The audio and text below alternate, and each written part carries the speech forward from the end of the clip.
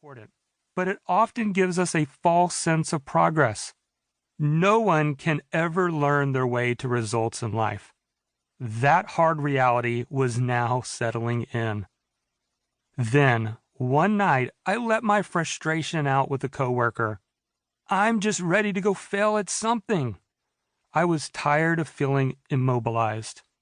I was finally ready for action, even if the result I got wasn't the one I wanted. Once I spoke those words, I knew I would never be the same. My situation didn't change, but my mindset shifted. The pain of not going after my dreams had become greater than the pain of failing at something. So I decided to just get started. I first dabbled in real estate. My idea was to buy an undervalued property and make money fixing it up. I found a run-down single-family home in a decent neighborhood and purchased it. My days were spent running errands to Home Depot, way too many times, I might add. My nights were spent clocking in at the call center so I could still pay the bills. Life was busy. A few months later, things finally began to pay off. I walked away with $12,000 in my pocket after a successful real estate sale.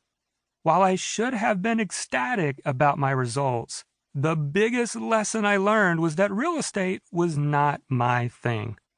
I just didn't enjoy the construction and remodeling process. I took the money I had earned from the property and used the funds to join a business startup. Since the company was practically brand new, they couldn't offer me a salary. I would have to work on 100% commission instead. The money we earned from the real estate sale would serve as my family's paycheck until I earned my first commission. The business was an executive search firm for accounting professionals. The crazy part is that I had no background in accounting and finance, but I stayed at that job for over 7 years.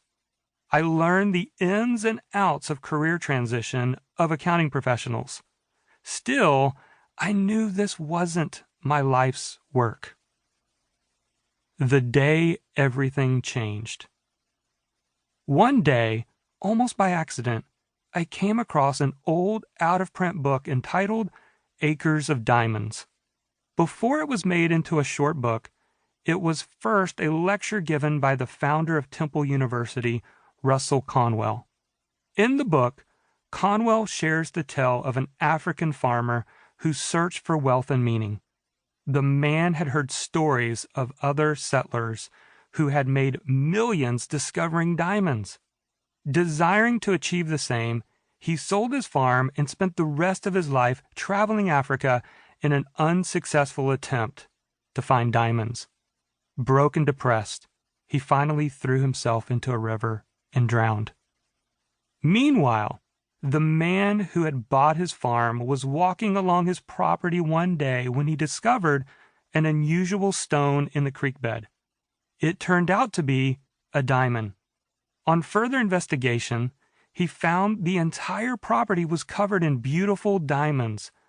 The land would become known as one of the world's richest diamond mines.